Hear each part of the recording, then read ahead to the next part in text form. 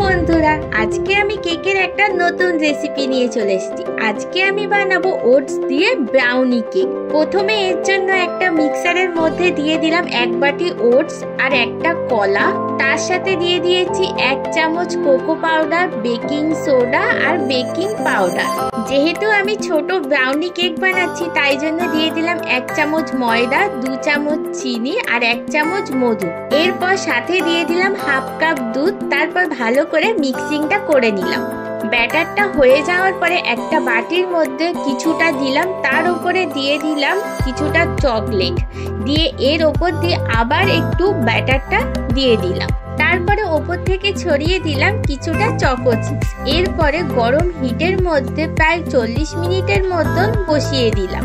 তারপরে আমাদের রেডি হয়ে গেল ওটস ব্রাউনি কেক।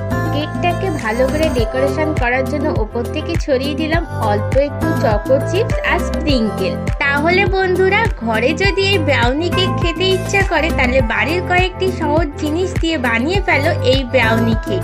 আজকের ভিডিও এই পর্যন্ত। টাটা বন্ধু।